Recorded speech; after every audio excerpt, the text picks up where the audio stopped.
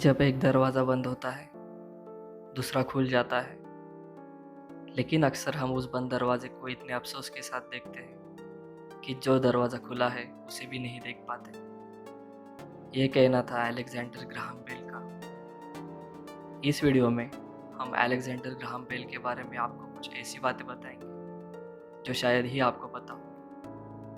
Fact number 1। Alexander Graham Bell का जन्म 3 मार्च 1847 को एडनबर्ग, स्कॉटलैंड में हुआ था। वो एक आविष्कारक, वैज्ञानिक और एक इंजीनियर थे जिनको सबसे पहला प्रैक्टिकल टेलीफोन बनाने का श्रेय दिया जाता है। Fact number 2। क्या आपको पता है कि ग्राहम बेल ने टेलीफोन का आविष्कार अपने प्यार को पाने के लिए किया था? उनकी मैबेल हबार्ड नाम की एक छात्रा थी जिनसे उनको प्यार हो गया था, लेकिन तब उनकी आर्थिक परिस्थिति अच्छी न होने के कारण मैबेल के पिता ने उनके शादी का विरोध किया। लेकिन कुछ ही दिनों बाद अलेक्जेंडर ग्राहम बेल ने अपनी टेलीफोन कंपनी स्थापित की और अच्छा खासा पैसा कमाने के बाद दोनों की शादी हुई। अपने डेस्क के ऊपर ग्राहम बेल ने अपनी वाइफ की तस्वीर रखी हुई थी, जिसके पीछे उन्होंने अपने हाथों से लिखा था, वो लड़की जिसके लिए टेलीफोन का आविष्कार हुआ। Fact number 3।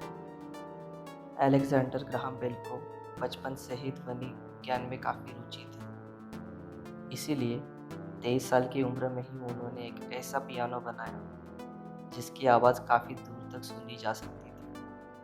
Fact number 4। Alexander Graham Bell एक विलक्षण प्रतिभा के धनी थे। उनकी प्रतिभा का अंदाज़ा आप इस बात से ही लगा सकते हैं कि वे केवल 13 साल की उम्र में ही ग्रेजुएट हो चुके थे। दूसरी कमाल की बात ये कि केवल 16 साल की उम्र में ही वो एक बेहतरीन म्यूज़िक टीचर के रूप में मशहूर हो चुके थे। Fact number 5। Alexander Graham Bell को बधिरों के प्रति खासा लगाव था। उन्होंने उनका पूरा जीवन ही बधिर लोगों के लिए समर्पित कर दिया था। उनकी माँ, उनकी पत्नी और उनका एक खास मित्र भी सुनने में असमर्थ था, जिसकी वजह से उन्होंने शुरू से ही बधिर लोगों की तकलीफ़ों को करीब से महसूस किया था। Fact number 6। Alexander Graham Bell को अपने टेलीफोन पेटेंट पर 600 से अधिक मुकदमों का सामना करना पड़ा था।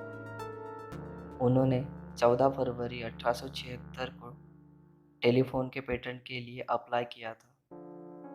उसी के कुछ ही देर बाद उनके प्रतिद्वंदी आविष्कारक एलिशा ग्रे ने अमेरिकन पेटेंट ऑफिस में कंप्लेंट जारी की, जिसमें उन्होंने बताया कि वो भी इसी तरह के पेटेंट पर काम कर रहे हैं। 7 मार्च को बेल को अपने टेलीफोन पेटेंट से सम्मानित किया गया।